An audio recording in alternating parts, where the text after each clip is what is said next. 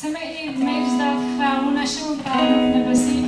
A chci vás poprosit, abyste se i k chválení postavili, jestli chcete vzdát úctu našemu Pánu Bohu. A chceme vás vyzvat, abyste zpívali zpěvný klid a přidali se k nám.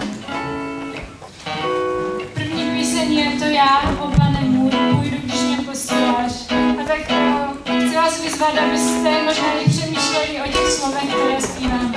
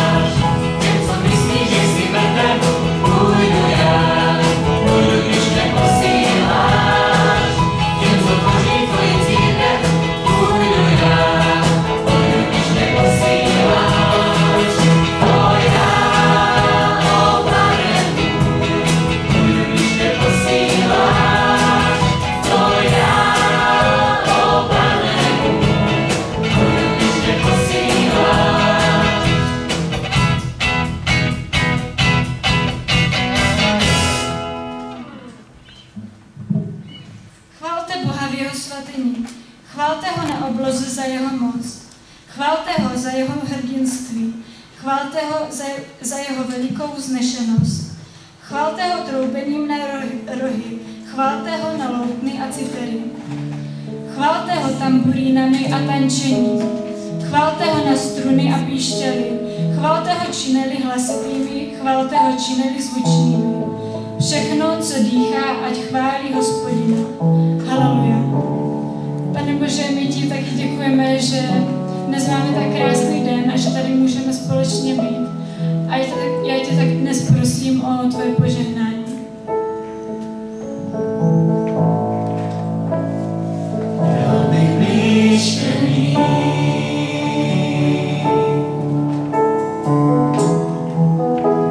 O kousku nebesní.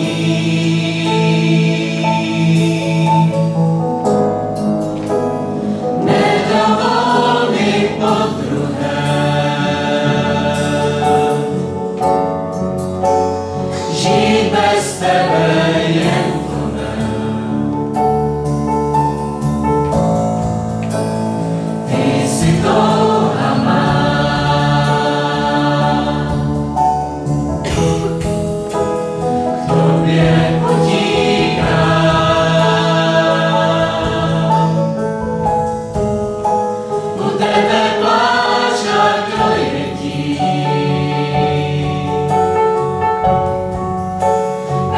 Amen.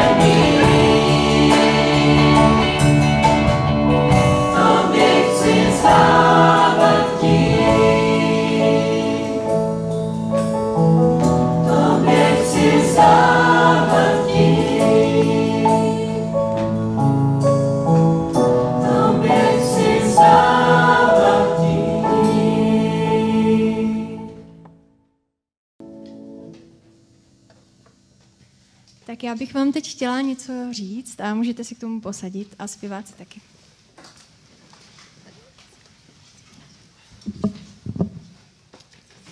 Tak, dnešní studentská bohoslužba má téma Můžeš chtít víc. Nevím, zda jsem ta pravá osoba, která by vám mohla na toto téma přednášet, každopádně to není mým záměrem. Já bych vám chtěla říct, co pro mě osobně to v životě znamená chtít víc, protože jsem si v životě prožila takové 2 stránky užívání si života a přemýšlím nad tím, co to pro mě znamená chtít víc. Jen ve zkratce pro takové celkové vykreslení bych vám chtěla říct něco o svém životě. Takže jsem z nevěřící rodiny a měla jsem, tak říkajíc, takové spokojené dětství, dobré zázemí doma, spoustu přátel, jezdila jsem na diskotéky, užívala jsem si života. V 18 letech jsem taky začala jezdit na technoparty, to je taková fotka jedna. A taky jsem zkoušela různé drogy, alkohol a tak podobně. A někdo by si mohl myslet, že jsem si užívala života, že jsem si dělala, co jsem chtěla, rozhodovala jsem se, nebyla jsem ničím omezována. V té době jsem neznala křesťany a měla jsem o nich takovou představu, že oni se právě musí omezovat, musí si něco odpírat, nemohou si tak užívat, odpírají si alkohol, drogy, to, co mě tehdy bavilo. A neuměla jsem si představit, co by mě mělo lákat na tom, stát se křesťanem, že bych si musela odpírat různé věci a tak. A při studiích na vysoké škole jsem se seznámila s děvčaty, které byly křesťanky, byly věřící, věřili v Boha. A já jsem pomalu začala na křesťany mít jiný názor. Vnímala jsem, že oni mají takovou určitou radost, takový pokoj, který je trvalý a je to taková radost, která je něco víc, než já mám na tom víkendu, který si užiju, propařím až do rána.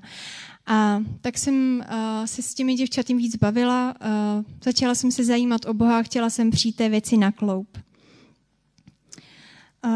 Nebyla to lehká cesta, ale postupně jsem došla až k tomu, že jsem odevzdala svůj život Pánu Bohu, poznávala jsem Pána Boha, odevzdala jsem se mu a v říjnu roku 2010 jsem se nechala pokřtít a pochopila jsem, že můžu od života chtít víc, než se jenom užívat, že můžu žít spokojenější život s takovým vnitřním pokojem a že se můžu s Boží pomocí měnit a růst. Když jsem uvěřila v Boha a došla jsem k tomu, že jsem se chtěla vzdát určitých věcí, tak se mi otevřel takový nový, spokojenější život. A ta zábava, které jsem se vzdala, tak mi nechybí, protože ten čas mohu trávit jinak, mohu ho jinak naplnit. Vnímám, že vztahy, které teď mám, jsou hlubší a kvalitnější. Taky s mým manželem, dneska to je měsíc, co jsme měli svatbu, tak ten čas trávíme jinak, chodíme na výlety za kulturou, do divadla. A když jsem tak se znovu zase zamýšlela tak komplexněji nad tím svým životem, tak jsem si uvědomila, že to není o tom, jak konkrétně trávím ten čas nebo jakým tím aktivitám dám přednost, ale je zatím něco víc. Došlo mi, že jde o tu podstatu. Řekla bych, že je to o tom nasměrování. Je to naše motivace k rozhodnutím, jak se budeme chovat nebo jak ten čas budeme trávit. A ve finále, jak budeme náš život žít. Každý jednáme podle určitých hodnot a podle určitých motivací, ať si toho jsme vědomi nebo ne. A to náš život ovlivňuje. Věřím tomu, že pokud se změní naše hodnoty a motivace, tak se změní i kvalita našeho života. Že můžeme chtít od života víc. Mě osobně hodnoty, které uznávám a které potom, co jsem poznala Pána Boha, tak se taky změnily, tak můj život zkvalitňují. Jsem spokojenější, třeba poctivost, vytrvalost, upřímné vztahy, to, že jsem oddaná a věrná Pánu Bohu, že chci růst a měnit se, tak to můj život zkvalitňuje. Netvrdím, že se mi vždy na 100% daří ty hodnoty naplňovat, ale věřím tomu, že když taky prosím Pána Boha, takže on i v těchto věcech mi pomáhá, vstupuje do toho. Také jsou pro mě důležité křesťanské zásady, mít rád lidi kolem sebe a mít k ním úctu. Věřím, že pokud člověk ví, kam v životě jde a má nasměrování, pak to nutně jeho chování, trávení času, to, jak je spokojený, tak ho to ovlivňuje. I nyní vnímám, že mám stále svobodu v tom, jak budu ten čas trávit, jestli si budu užívat nebo jakým způsobem. Ale to vědomí Boží lásky a toho, že Bůh má s mým životem záměr, tak to moje jednání mění. Život s Bohem mi dává pokoj a skutečnou radost, kterou věřím, že mi ty všechny zábavy světa dát nemohou. A tak bych přála vám všem, abyste tu radost, která je trvalá, abyste ji mohli poznat a abyste se nebáli chtít od života víc. A teď bych vás chtěla se pozvat ke zpívání písní.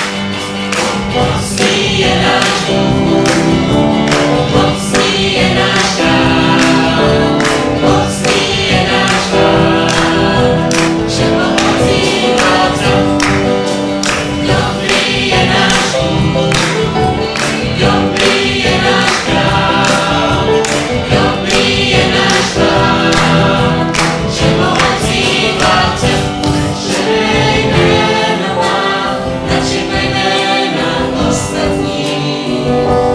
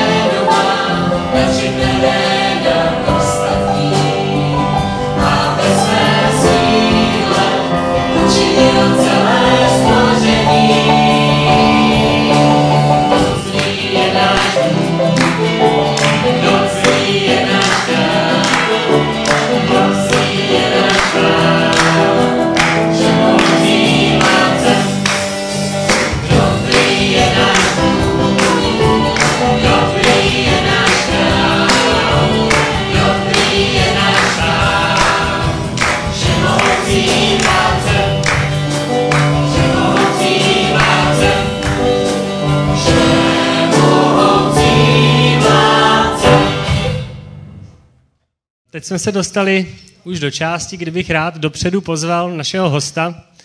Naším hostem je Stano Bělík, tak jak už jste možná viděli na pozvánkách.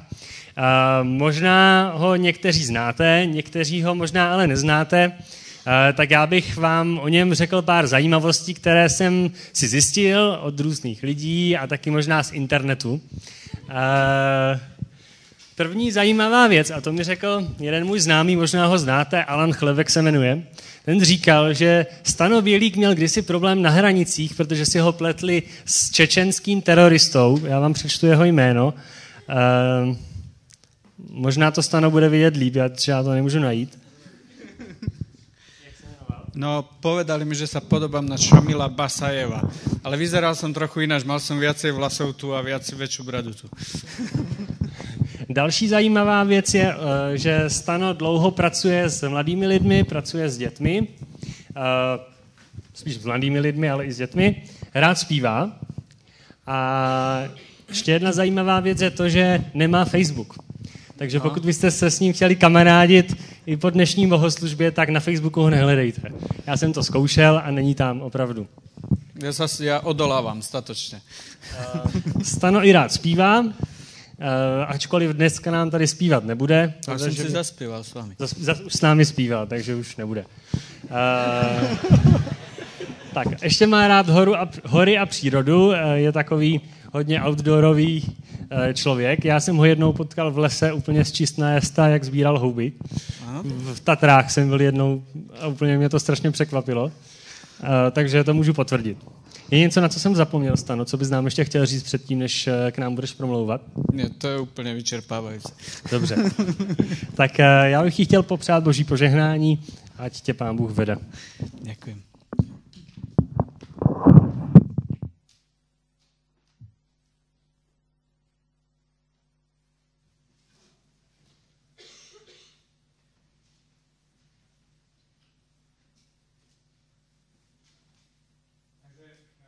Rád by som vás privítal dnes. Teším sa z toho, že ste si našli čas uprostred týždňa. Dnešný deň treba nazvať dňom víťazstva. Dali ste 7-0, to ste dobrí. My sme dali 4-1 Američanom, tiež sme dobrí. Tak, ale musíte uznať, že mali ste to na vlásku a my tiež. Tak to je treba pochváliť. Tak za to sa všetci dnes tak dobre usmievajú a za to bol aj ten koláč taký slaný a ten bonbon taký sladký. Dnes by som chcel spolu s vami uvažovať o jednej takej otázke. Veríš a čo z toho máš? Už vám to niekto povedal? Oplatí sa to? A rád by som, aby sme o tejto téme dnes porozprávali. Urobme takú malú reklamu na kresťanstvo. Takže, stan sa kresťanom, stojí ti to za to. Beriete? Kresťan má ochranu od Boha stvoriteľa. Nestojí to za to? Staň sa kresťanom, budeš požehnaný a bohatý. Staň sa kresťanom, budeš zdravý a keď náhodou ochorieš, Pán Boh ťa uzdraví. A mimochodom, najlepšie byť adventistom, lebo štatisticky adventisti žijú vraj 9 rokov dlhšie ako všetci ostatní. Áno, to urobil seriózny výskum. U nás nie, v Amerike. Staň sa kresťanom, riešenie všetkých problémov je nadostač, pretože Pán Boh pozná budúcnosť, Pán Boh vie, čo potrebuješ, Pán Boh to vyrieši. Staň sa kresťanom, je to liek na smrť. Vzkriesenie, večný život, kto by to nebral. Staň sa kresťanom, je napísané, modlite sa, proste, dokonca je napísané za čokoľvek. Poznáte to? A dostanete. No kto by to nebral? A tak vlastne stan sa kresťanom a to znamená, že budeš šťastný na zemi a k tomu ako bónus ešte dostaneš aj miesto v nebi. Berete? Konec reklamy. A ja by som vám teraz chcel povedať, že čítali ste niečo takéto v Biblii? Kde ste to vlastne čítali? Je to naozaj v Biblii takto popísané? Chcem vám ukázať ešte inú reklamu na kresťanstvo. Keď sa Ježiša pýtali, že ako to s tým kresťanstvom vlastne je, čo nám to ten Ježiš vlastne slúbil? Ježiš pri určitej príležitosti povedal, poď a nasleduj ma. A prišiel za ním jeden človek a hovorí, Pane, ja pôjdem s tebou. Viete, čo mu Ježiš povedal? Keď chceš, poď. Ale ja nemám ani kde spávať. Inými slovami, ak chceš ísť za mnou, medzi homelessákov sa dostaneš. Tak si to rozmysli. A potom, keď Ježiš odchádzal, tak svojim učeníkom hovoril, že čo bude. A keď ich vysielal, tak im hovorí, viete, čo sa vám stane? Pôjdete, budú vás vláčiť po súdoch a budú vás verejne bičovať. A potom ďalej hovorí, dostanete sa do takých problémov, že vás bude nenávidieť vlastná rodina. Dokonca brat brata, otec syna, deti svojich rodičov vydajú na smrť. Pri inej príležitosti Ježiš hovorí, a nemyslíte si, že som prišiel dať pokoj. Ja som vám prišiel dať čo? Meč.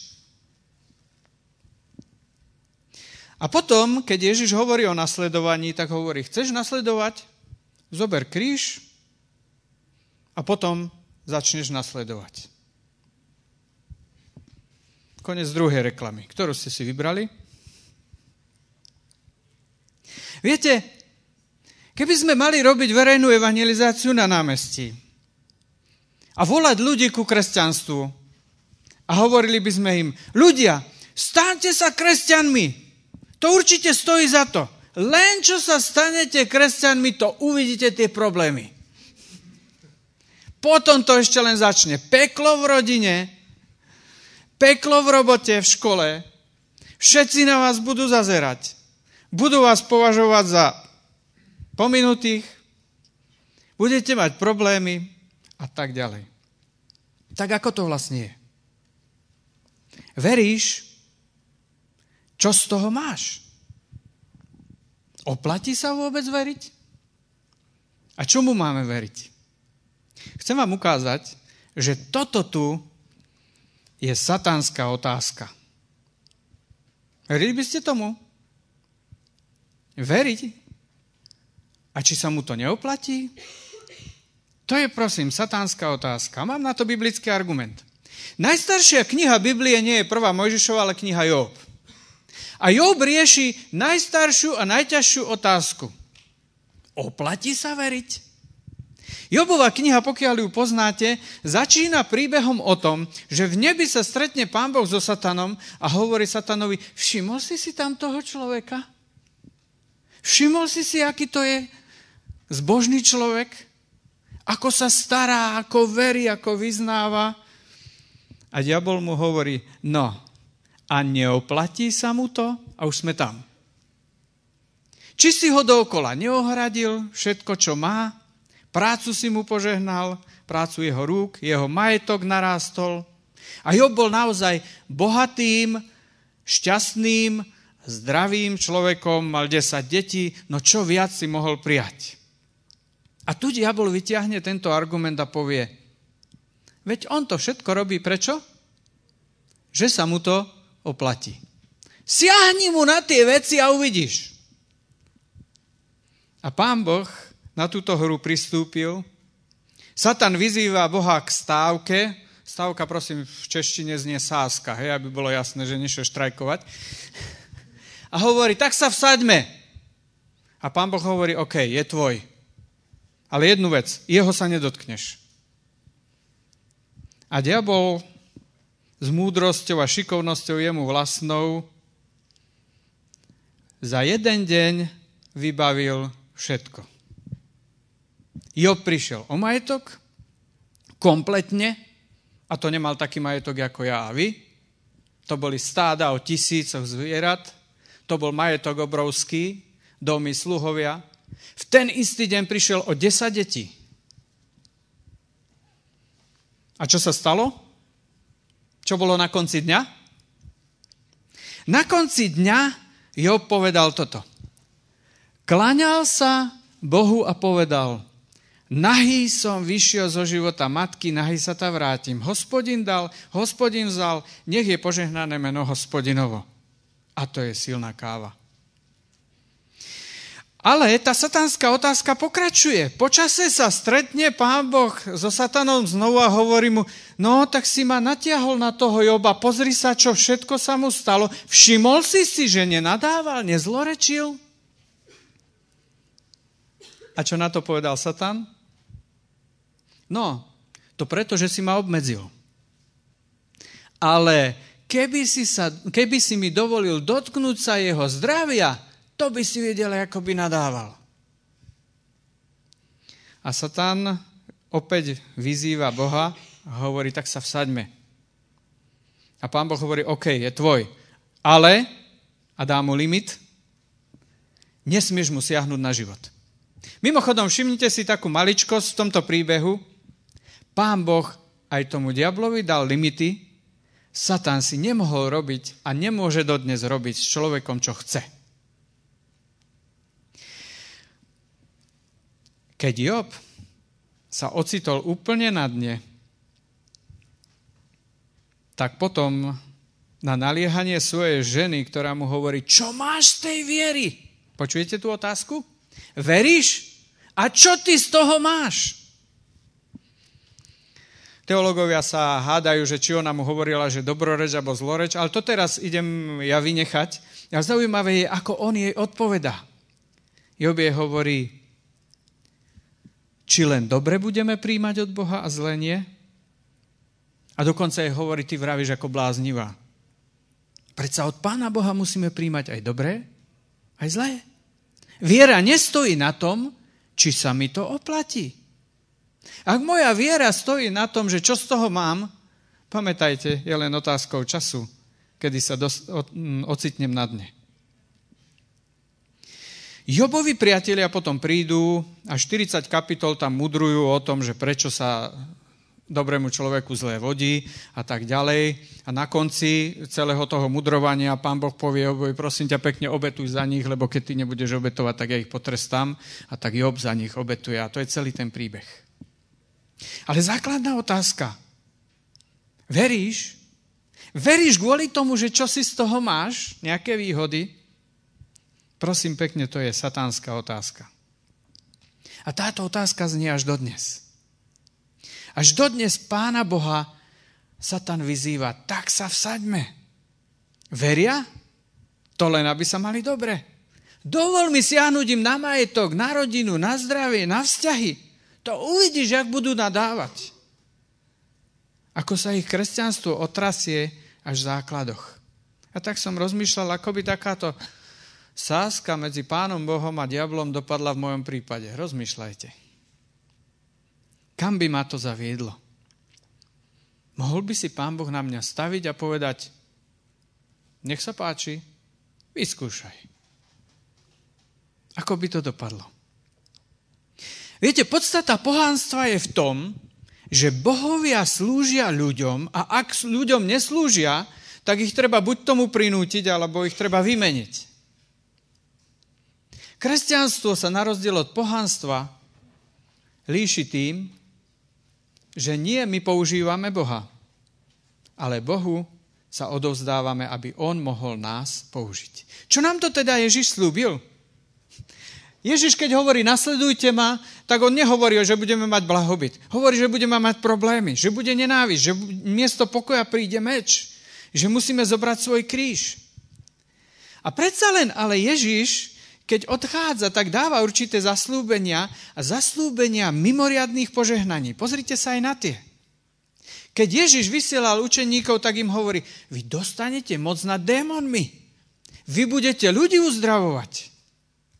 Ježiš hovorí, dokonca budete kriesiť mŕtvych. A to už sú silné reči. Ježiš predpovedal a vravel u Marka na konci toho evanjelia, keď posiela ľudí do sveta, tak hovorí, a vás budú sprevádzať tieto znamenia. Budete hovoriť novými jazykmi. Ježiš hovorí, budete chránení pred jedom hadov, alebo keby ste niečo jedovaté vypili, nič sa vám nestane. Ježiš hovorí, budete uzdravovať chorých. To sa vám páči? Mne hej. Ale vám chcem ukázať, ako to funguje. Platí to alebo nie? A to je dobrá otázka. Kedy to vlastne platí? A čo z tých dvoch vecí platí? Požehnanie alebo ťažkosti? Čo čakáte od kresťanstva? Budete sa mať lepšie alebo horšie? Chcem vám ukázať, ako to prežívali napríklad traja Danielovi priatelia. Spomeňte si na 3 Danielových priateľov, ako sa dostali do medznej situácie. Buď sa pokloníte tomuto Bohu, alebo pôjdete do ohnivej pece. Poznáte ten príbeh z detskej škôlky, že? Z obrázkovej Biblie. A čo oni vtedy povedali? A to je dôležité. Oni hovorili tomu kráľovi, kráľu, ty si uvedom, my s tebou vyjednávať nebudeme. Ak Boh chce, môže nás zachrániť. Ale ak nás nezachráni, tak čo? Tak kašleme na takého Boha. Áno? Čo tam je? Ak nás aj nezachráni, my si svoje zásady držíme. My veríme, či nás Boh zachráni, alebo nás nezachráni. A o tom je kresťanstvo. A tým je to ťažké. Ale tým je to dobrodružné. A tým je to krásne. Pozrite sa do dejín. 3 mládenci vyšli z ohnivej pece a v Biblii je napísané, že ani tie rúcha im nenapáchli dymom. A majster Jan Hus zhorel na popol. Keď som bol v Kostnici, je tam taký veľký kameň. Boli ste tam niekto?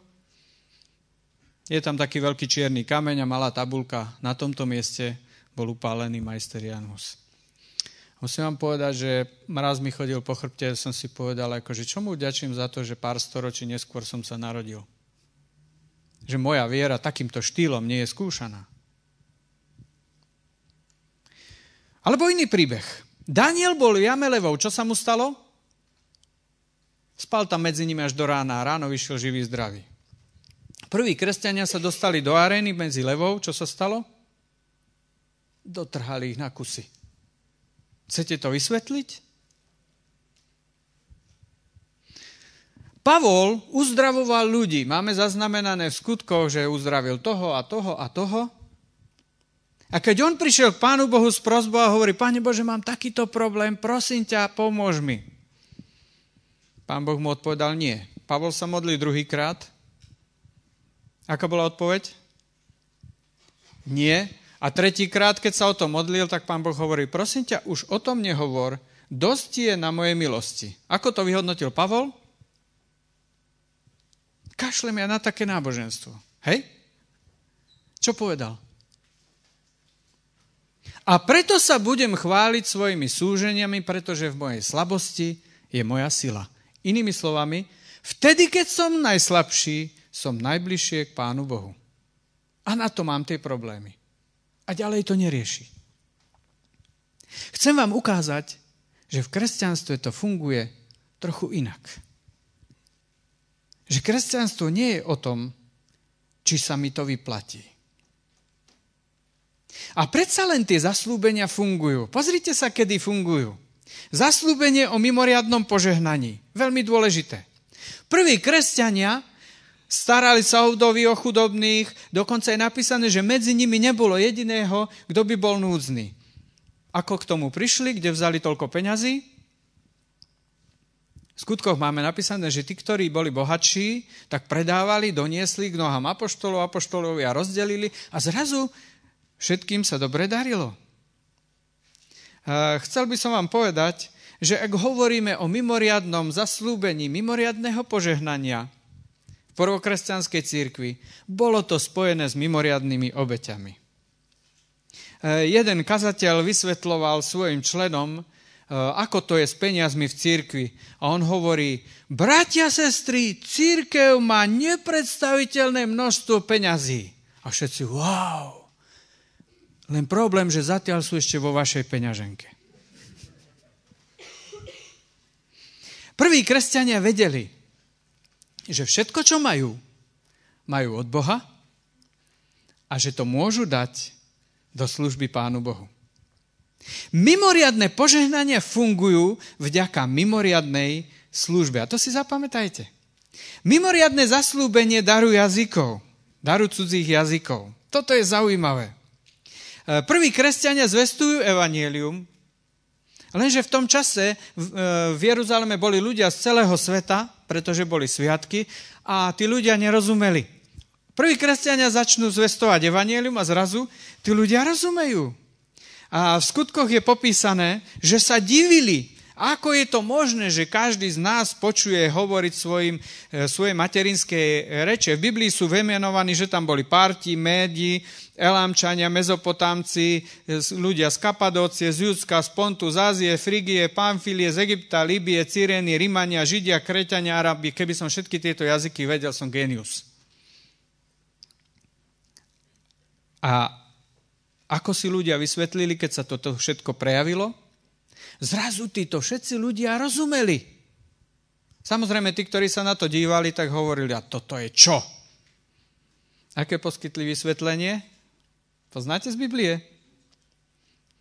Oni majú vypité.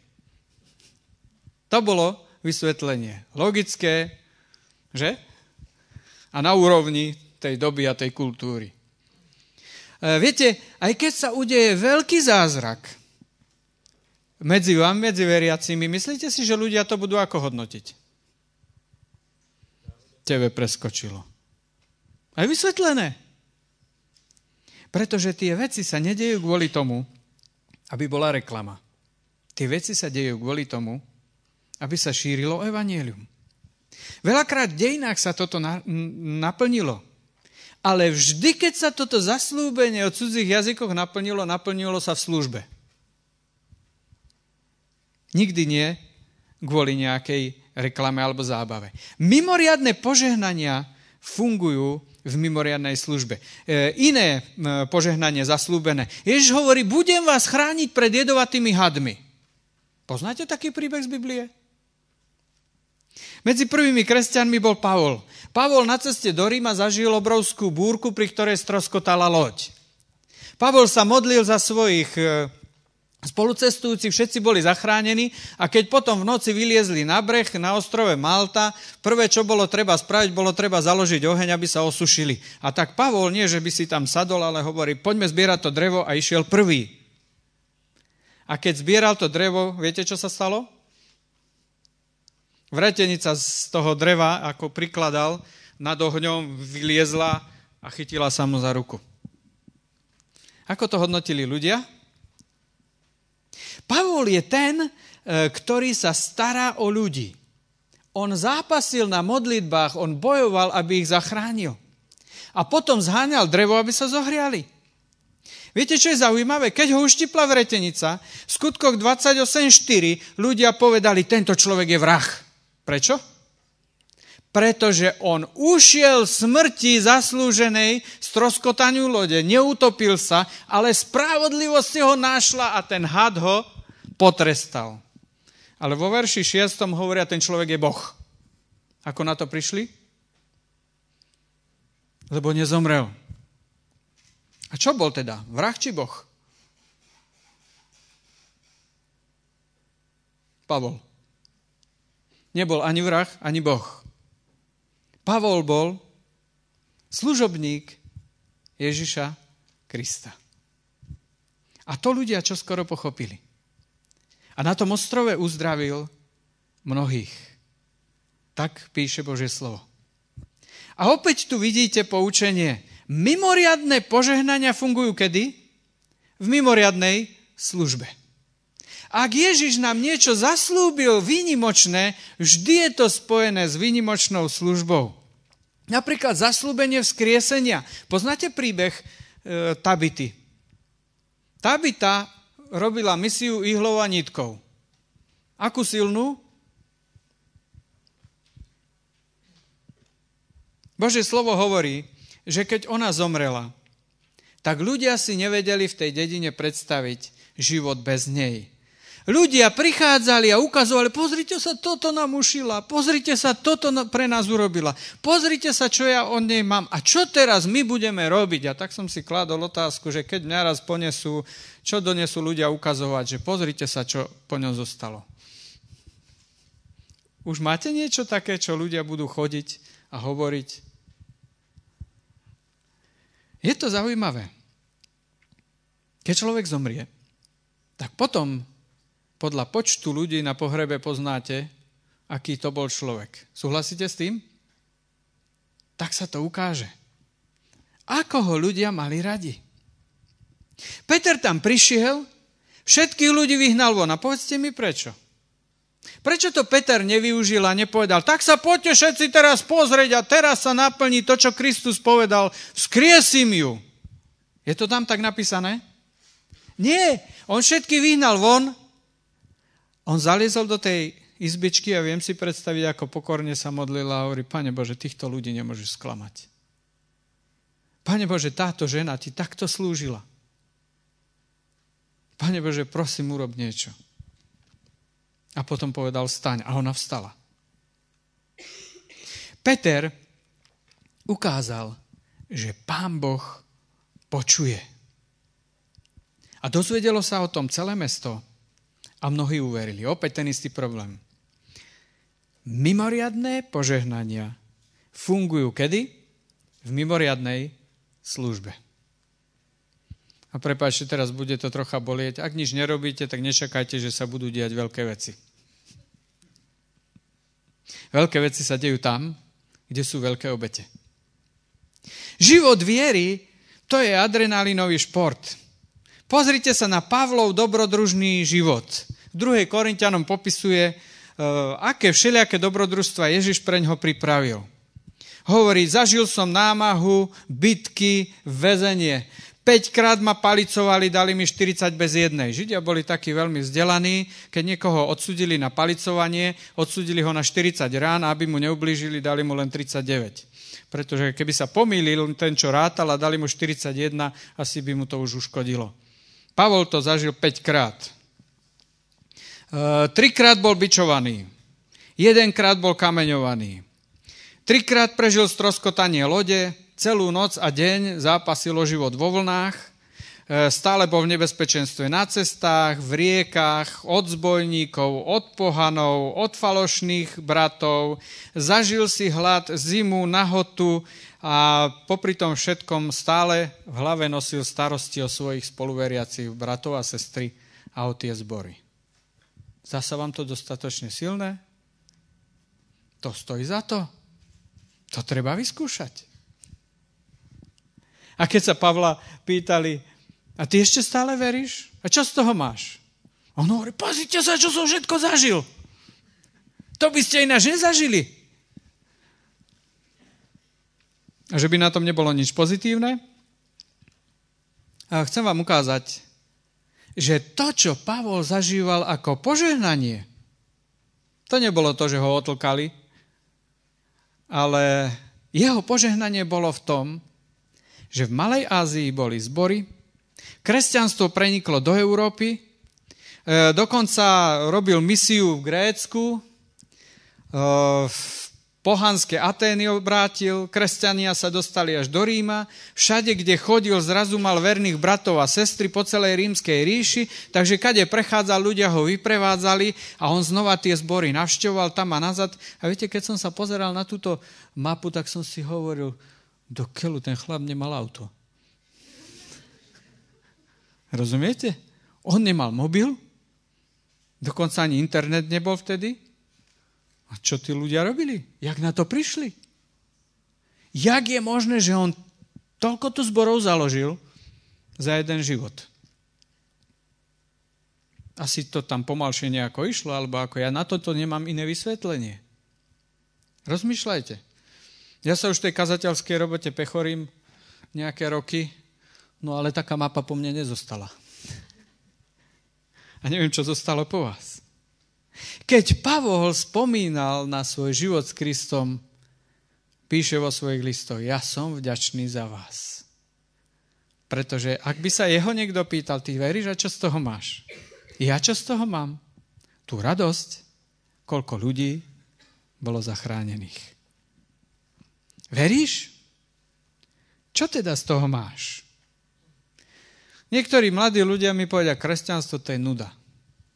No, môžem vám povedať, že je. Pokiaľ sedíte na Facebooku a na webe a v kaviarni. Sorry, ja nie som útočníkom na Facebook, to je zhoda okolností. Ale jednoducho vidím, koľko času ľudia trávia, a ja tiež, pri internete a pri ďalších zbytočnostiach. Ak váš modlitebný život vyzerá takto, že Pane Bože, dobré ráno, keď je zle, Pane Bože, pomôž, a večer, Pane Bože, dobrú noc, tak čo z toho máš? Asi vás to unudí. A ak o nič nejde, tak koho by to vlastne bavilo? Mimochodom, aké športy dneska sú najpopulárnejšie? Adrenalinové. Prečo? Lebo o niečo ide. O niečo ide. Samozrejme, najnebezpečnejší šport sú šachy, to je jasné, ale nesmie sa to tak vážne brať. To myslím vážne s tými šachmi. Kedysi som sa venoval horolezectvu a medzi horolezcami sa hovorí, že šachy sú veľmi nebezpečný šport pre horolezcov, pretože pri určitej príležitosti na Brnčalovej chate v Tatrách, keď bolo škaredé počasie, hrali dvaja horolezci šachy. Hrali jeden deň, hrali druhý deň a keď už tretí deň bolo škaredé počasie a ten jeden stále vyhrával a ten druhý stále prehrával, tak mu povolili nervy, vysypal z rúbsaku horolezecký vercajek, vymlátil kamaráta s kladivom, obil ho karabínkami a potom zobral horolezecké mačky a urobil mu tržné rany. A preto sa hovorí, že šachy sú najnebezpečnejší šport. Ešte aj pre horolezcov. Viete, ak o nič nejde, koho by to bavilo? Čo by si mal z takého kresťanstva, keď o nič nejde? Veríš, čo teda z toho máš? Kresťanstvo je nuda. Chcem vám ale ukázať, že toto je prorokované v Biblii. V Zjavení je o poslednej dobe takéto proroctvo. Ani studený, ani horúci. Kiež by si bol studený, alebo horúci. To sú takí tí nemastní, neslaní kresťania, ktorí sa nejako tvária inak, ale radosti v tom niet. Znudení z viery, pretože o nič nejde a nič nepotrebujú. Takto popisuje Ján v Zjavení prorockým perom dobu, v ktorej žijeme. Spoločnosť je z takéhoto kresťanstva znechutená. Ľudia hovoria, títo kresťania, to je spodina. Sami veriaci sú z toho znechutení. Stretnete ich a poviete, to kresťanstvo, no čo z toho mám? A to, čo je najsmutnejšie, Pán Boh je znechutený. Tam je napísané, vyplujem ťa zo svojich úst. Nechcem tu plúvať, hej, ale tam je napísané, že Pán Boh je tak znechutený, že povie, fuj, toto mi má robiť reklamu? Otázka, veríš, čo z toho máš? Je otázka, ktorú musel riešiť aj Ježiš. A toto by som vám chcel na záver položiť na srdce. Pozrite sa na Ježiša. Posledné pokušenie Ježiša Krista. O čom vlastne bolo? Ježiš utýraný psychicky, fyzicky, visí v agónii na kríži. A režisér toho všetkého veľkého divadla smrti, ktorý bol v pozadí, najprv robil všetky manipulatívne kroky, aby Krista dostal na kríž. Zmanipuloval davy. Davy kričia, ukrižuj ho. Ale veď ešte včera kričali Hosana. Jak je možné, že zrazu kričia, ukrižuj ho? Zmanipuloval kňazov. Kňazi ho súdili v noci a celý proces bol o tom, tak si Mesiáš, alebo nie si. A keď Ježiš potom nakoniec povedal, no veď to sami vidíte, sami to hovoríte. Tak povedal, vidíte? A treba ho popraviť. Nepriateľ zmanipuloval Piláta. Pilát vyhlási verejne podľa rímskeho práva, na tomto človeku nenachádzam vinu. Čo to je? To je oslobodzujúci rozsudok, nie? Podľa rímskeho práva, čo sa dodnes prenáša. Kto ste právnici? A potom čo spraví? On je nevinný, no tak ho zbičujte. A keď ho zbičovali a dovliekli a povedali, daj ho ukrižovať, tak si ho aj ukrižujte. To je rímske právo? Rozmýšľajte. A potom si zažil výsmech a opovrhovanie. Ale chcem, aby ste videli, že Satan, aký bol v úvodzovkách múdry, taký bol hlúpy. Viete, v čom spočíval veľký Satanov omyl? Režisér celého tohoto veľkého divadla smrti, keď Ježiša konečne dostal tam, kde chcel, na kríž, tak sa na ňo pozrel, už som ti aj ruky prebil, už som ti aj pety prebil. Mimochodom, križovalo sa cez pety. Tu máte archeologický dôkaz. Archeológovia našli ľudí, ktorí boli ukrižovaní a ten klinec, ktorý bol bitý do nohy, nebol bitý tak, ako sa na tých sentimentálnych obrázkoch kreslí, že z vrchu, ale z boku. Z boku cez kost na pete. A keď diabol si povedal, áno, už ho mám, už som mu petu prebil. Petu prebil? Kde som to počul? Petu prebil? Kde si som to čítal? Začal hľadať a potom mu došlo. Viete čo?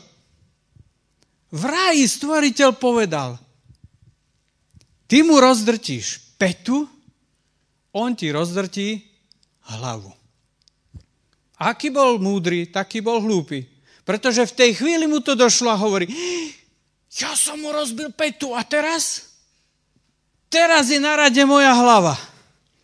A v tom momente začal robiť všetko preto, aby ho dostal dolu z kríža. On si totiž to uvedomil, že ak Kristus dokoná, ja som stratený. Definitívne stratený. A tak znovu manipuluje všetkých, aby ich dostal Krista z kríža. Pozrite sa na to. Manipuluje všetkých a hovorí Ježišovi, ty ešte stále tomu veríš, veď sa pozri, učeníkov nemáš. Všetci sa rozutekali. Dávi kričia, namiesto Hosana ukrižuj. Stojí ti to za to. Kde sú všetci, ktorých si uzdravil, nasýtil? A keď potom na Ježiša dopadla ťarcha hriechov celého ľudstva, a keď ešte dopadla aj opustenosť, tak Ježiš vyslovil tie najťažšie slova. Bože môj, prečo si ma opustil? A toto chcel diabol počuť. Veríš? Čo z toho máš? Všetci ťa opustili. Boh ťa nechal tak. Čo z toho máš? A potom pustil silný kaliber. Davi kričia, ak si syn Boží, zostup z kríža. Všimnite si. Veľkňazi, zákonníci starší hovoria, zostup, uveríme ti. A ďalšia skupina ľudí, vojaci hovoria, zachráň sa, pomôž si. A potom tam ešte boli tí lotri a jeden z nich hovorí, zachráň seba, aj nás zachráň. Povedzte mi, ako vedeli všetky tieto 4 skupiny ľudí, čo majú hovoriť? Nezdá sa vám, že tam niekto nitkami poťahuje? Ako predtým všetci boli spojení v tom, aby Krista dostali na kríž. Teraz zrazu pod vedením tohto režiséra sú spojení do zápasu, aby Krista z toho kríža stiahli. Prečo? Pretože Satan vedel, že ak Kristus dokoná, ja som stratený. Prídem o hlavu. Ale Ježiš vedel, ak dokonám, všetci moji ľudia sú definitívne zachránení. A Ježiš zostal na kríži až do konca. Ježiš končí tú scénu slovami dokonané je. A vďaka tomuto sme tu my dnes. A vďaka tomu otázka, čo z toho máš, že veríš, má skutočne zmysel. O čo teda vlastne v kresťanstve ide? Podstatou viery je nemyslieť na seba, čo z toho mám ja, ale myslieť na druhých. Čo z toho majú oni? Ježiš v rozhodujúcej chvíli myslel na druhých. Pozrite sa do dejín. Ježiš vydržal až do konca kvôli nám a kvôli mne. Prví kresťania vydržali kvôli druhým. Nasledovníci Krista vydržali kvôli druhým. Reformátori prenasledovaní slúžili pre druhých. A ako je to s nami dnes? Rozmýšľajte, o čo vlastne ide v kresťanstve. Naša sekulárna spoločnosť je založená na egoizme. Božstvo číslo 1, to som ja. A potom dlho nič a zase ja. Za dobré sa vyhlasuje, čo je príjemné. Za zlé, čo je nepríjemné. Ja určujem, čo je správne a nesprávne. Cenu má len to, čo prináša mne osobný prospech. V takejto spoločnosti žijeme. A potom nie div, že ľudia si kladú tú istú otázku, hovoria, ty si ešte aj kresťan? A z toho máš čo? Aké z toho máš výhody? Ak nemáš, tak sa na to vykašli. Viete, ak kresťanstvo je postavené na tom, že beriem len výhody, som vedľa.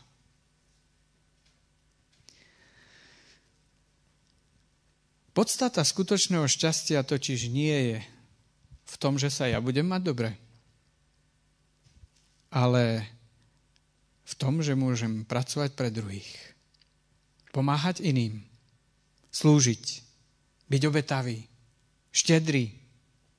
Je zaujímavé, že aj neveriaci ľudia v dnešnej spoločnosti sa prebudili do akéhosi humanitného citu.